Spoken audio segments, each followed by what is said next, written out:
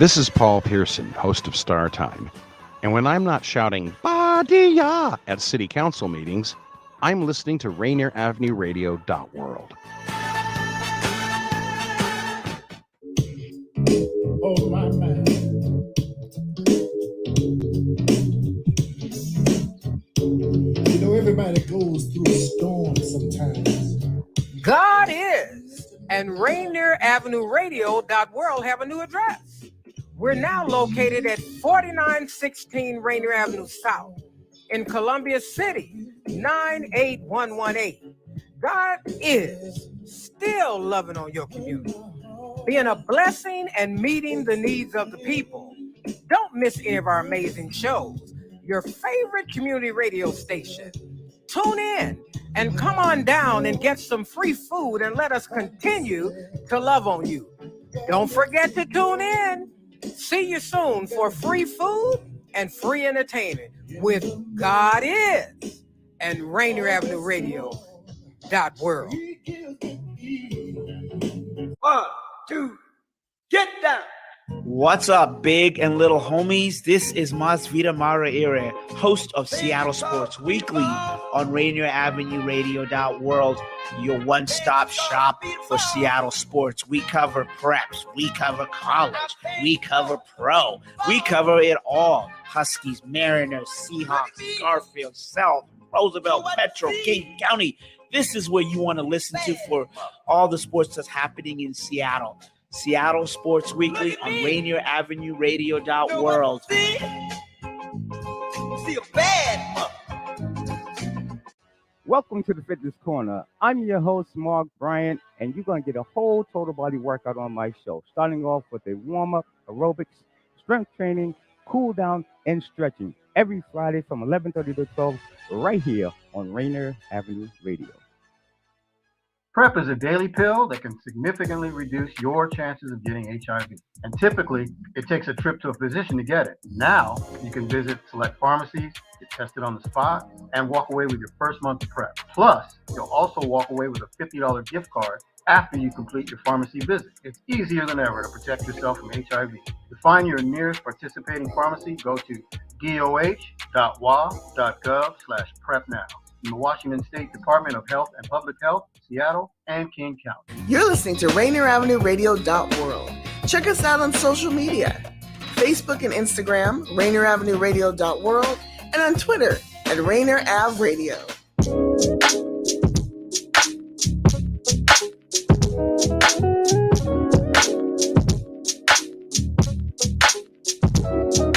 What's up, everyone? What's up? What's up? It is your host, Queen Bree. Welcome to Clean Greens Living, broadcasted live on Rainier Avenue Radio.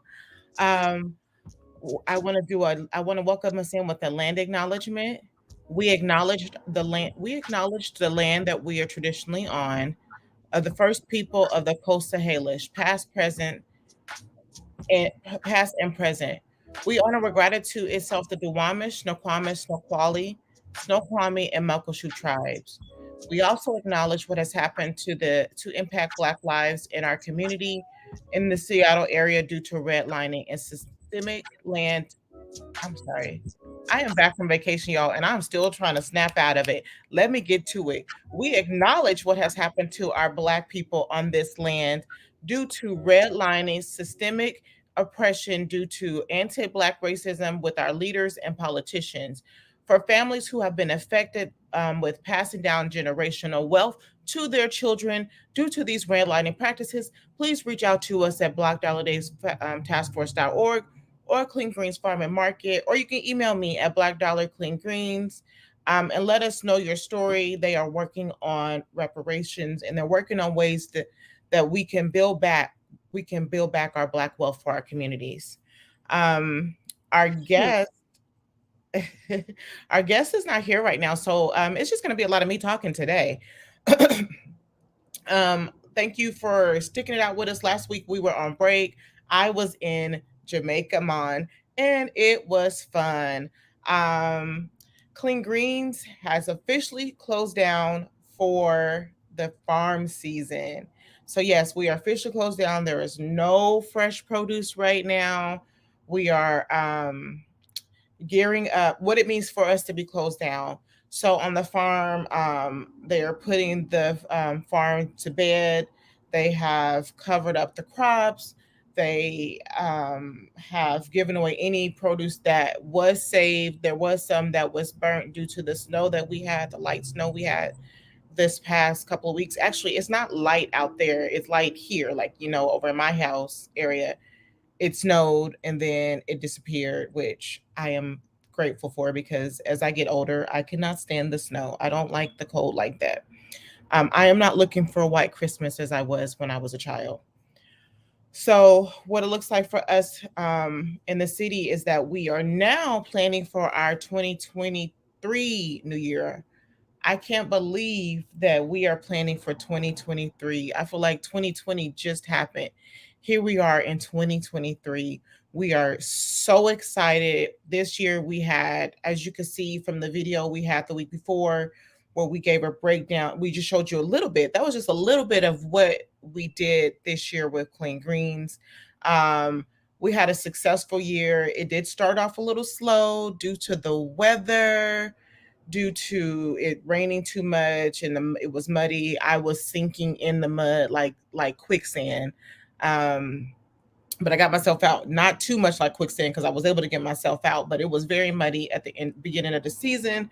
So crops were coming in a little slow, but as we progressed and we moved on, it started to come in just as beautiful as we had in the previous years. I mean, we had lettuces as big as my head, which it's not that big, but it was as big as my head. I was like, whoa.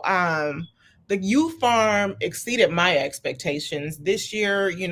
Like I told you, we have partnered with City of Seattle and they've given us space to use, and we decided to use that space for our youth farm, and they were able to grow fresh produce for themselves and their family, and of course the community. There were things that we were growing that was coming up disappearing that we didn't take, so we know that it was feeding our community. So I was excited about that. The kids really took to it. They enjoyed it. We made new partners with people in our community. We visited a lot of community events. So we're excited to come this coming year with even more things for Clean Greens. And I just can't thank everyone enough for being there and supporting us. And if you want to donate, of course, we're still raising. Clean Greens is a nonprofit farm. We get minimum funding. Most of the hard work we do is labor of love. So it is not too late to still contribute to Clean Greens, donate to Clean Greens. I'll put the donation, I'll ask Daniel to put the donations up. I'll send it to you, Daniel, to put the donation, the ways to donate up. But you can always email us and let us know that you are wanting to donate funds, donate time, donate ideas. We are always looking for new ways to, new things to grow, new ways to grow. What is going on with me? I am like, that scared me, Daniel, but that was cha-chinging. We are always looking for new things to grow. So we want to involve our community. Clean Greens is all about the community. So if you have things that you didn't see that we grew, that you didn't see things that you want us to grow, please email me and let me know that you want us to grow that, because we are interested. I know that one of the things that we was talking about growing this year is callaloo. I think I said it right, callaloo. And I never had it before, never heard of it, never had it. And this is one of the things that I love about working with Clean Greens is learning all the different vegetables that are out there. Growing up in a single family home, low income single family home, growing up in what some would consider the hood, we didn't have a lot of options of produce available to us. And that was one of the reasons why Clean Greens was created. And I say this all the time for our new viewers and for those of you who forget why we were created. We were created due to the poor health in our community. We are known for having mostly having high blood pressure, hypertension, diabetes in our community. It was high. It's still high. We are most affected in health disparities even till this day, it's crazy. Like COVID numbers was skyrocketed with African Americans. Maternal health that we talked about affects African American women at a high rate. And the way that Clean Greens plays their part is with health and bringing fresh produce. So one of those ways. So one of those things talking about. Sorry, getting back to that. Long story short, I always do this. Callaloo. So I heard about Callaloo, and I heard that it is very good, and I was able to taste it while I was in Jamaica. I was grubbing on them vegetables in Jamaica. Let me tell you, all of their produce at the resort was locally grown, locally sourced. It was so good, melted like butter in your mouth. So I can't wait for us to grow callaloo. So if you have any other suggestions on things that you want us to grow, that you think is something that someone's never heard of, or you think it's easy to grow, and just keep in mind that there's some things that we probably can't grow in Washington because you have to think about soil, you have to think about weather on whether or not we can grow those things. So those are some things that we are looking to, and we're also looking to feedback on the show. I know that I can always do better with this show. I am always open to suggestions. With Clean Greens Farm and Market, we're open to feedback about how you think we did this year. We talk about a lot of the times we talk about our strengths and our weaknesses and how we can better improve, and we want to hear from you. It looks like our guests have arrived. So I want to pivot on to talk to our guests so they can have their time to talk. If you're just tuning in, you're tuning in to Clean Greens Living Live, broadcasted. You cleaning. Blah, blah, blah. You're tuning into Clean Greens Living, broadcasted live on Rainier Avenue Radio, and I am your host, Queen Bree. Yes, it is. Oops, I am still in vacation mode. I need to get out of that. Or should I? Because it felt good to not have to think, not have to do, and now here I am back to work. But our guests, I pray that I'm saying your name correctly. And when we bring you on, correct me if I'm wrong, we have Sakini and Sakai Perkins. They are identical twin brothers who are author and co-author of Club Rain. They are here to talk about their book and talk about ways they are working to help their community. Welcome, guys. Welcome. Can you hear me? Thank you for having us here. My brother's still trying to download the StreamYard to his computer. Okay. So you have to bear with him. But we're pleased to be here, Queen Bree, and happy to talk about the products and events we have going on. Okay. And how do you pronounce your name? The correct pronunciation is Sakani. You know how real name Connie, you just put Sa in front of it, Sakani. Okay, nice. His name is Sakai. Sakai. Welcome, Sakani. And hopefully we'll have Sakai on the show. We are only 30 minutes, so hopefully Sakai get his chance to come in here and give his 2 cents. And thank you for taking the time to be on our show today. You guys, so I was connected with you guys through someone in the community, which I love. Our community we are all about uplifting our community, Black vendors, Black artists, Black authors. So you guys are authors of books. Can you tell us about your books? Okay, we have can't see that book. You can see it. Club Rain is it's a 3-novel series. It actually, the first installment is about 200 some odd pages, which is Club Rain. The second installment is Puppy Love, and the third installment is Apple Juice. And we talk about some of the issues that plague our community in the Pacific Northwest, from gun violence to sex trafficking, to illicit drug use, to suicide, depression, self-esteem issues, all things that encompass some of the issues that we deal with as a community as a whole. So we try to give people that viewpoint and come with a holistic solution for those issues. And why? So, what inspired you guys to come to write about those things for our community? Why is it important for our community to know about gun violence, trafficking? What is trafficking for those who don't know what trafficking is? Okay. To answer the first question, the inspiration stemmed behind living that life, if you will, and making that transformation. You know, you have a caterpillar that's stuck to physical things of the world. You feel me? They have to adhere to food, water, air, sex.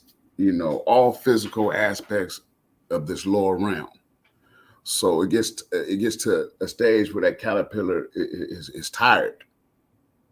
You know, of the monotony of going through the same routine and cycle. So it goes into a cocoon stage of fasting, if you will. So it's not no sex, no water, nothing physical. You know, it's transforming. And it becomes a butterfly where it's not subject to the ground anymore. It's free. So I like to use that analogy as to how, you know, that affected my change, me and my brother's change from dealing with the street culture and embracing the world. You know, they have a thing about epigenetics. I don't want to ramble too much, but they have a thing about epigenetics where they say trauma, all the negatives are passed down through epigenetics. However, they don't, the powers that be, those are the they I'm speaking of, they don't emphasize the positive attributes. See, genius is transferred through that as well. Certain talents are transferred. You see it all the time when a kid comes out, he naturally is an artist. He can draw, you know, and it comes through the bloodline and the lineage. Now, as to the second question, trafficking, it involves different elements. You have with trafficking, they have child trafficking where they, you know, trafficking underage children. Then you also have trafficking where they're targeting immigrants, you know. And this is one of the things I highlight in the book because it's 4 different ethnicities that we're dealing with. You know, you have the 50 Shades of Gray. You have your Twilight, but Seattle and Tacoma, that, you know, we have a multicultural area, you know, and we want to basically speak about the Seattle that we see. So, and to, you know, to remind folks that before it was the Boeings, even though I'm originally from Arizona, I really love this is my city. I embraced the city. They adopted me, so I got to show love to the parent. It's no different. We had Ray Charles, we had the Mix-a-Lots, we had the Ernestine Andersons. These were the shoulders that brought people to the city before it was Boeing in these big corps. You know, the Microsofts. It was what we produced, our ancestors. That's what highlight. That's what put the city on. You know, the Quincy Joneses. So, you know, the Jimi Hendrix. You know, and the Bruce Lees. You know, you don't see that on the big screen. So we want to reflect that within our writings. You know. Oh, nice. Okay, so question. You mentioned 50 Shades of Grey and you mentioned Twilight. Was those just mentioned because of the authors, or were those mentioned because you saw something as far as trafficking in those? Well, the reason why I mention that is we're working on the film production of Club Rain. This is what's been the hold off for the releasing of the second two installments, we linked up with Tony Dupay. He's a well-known director and actor between here and Hollywood. He fell in love with the book because of it told his story. He's excuse me, he's a Caucasian brother. We consider them light-skinned Africans. We don't look at them a certain way. They still our family. He didn't grow up in the sort of suburbs or whatnot. His dad worked for DSHS, so he's really connected deeply to the urban community in Seattle. So the reason why I brought those two books up, because he said he didn't know those two. He didn't know 50 Shades of Grey, and he didn't know Twilight. He didn't know that version of Seattle. But when he read our book, he's like, that's the Seattle that I know. So he's been gung-ho behind raising funds so we can actually put this out on the big screen. Nice. So you guys are writing books for Seattle, about us, for us. Absolutely. Nice. We appreciate that. So where can people buy your books, and what community events do you guys have coming up? Okay. They can go to our Club Rain website we have, and we also they can go to the Club Rain, the social medias we have, the Facebook and the Instagram.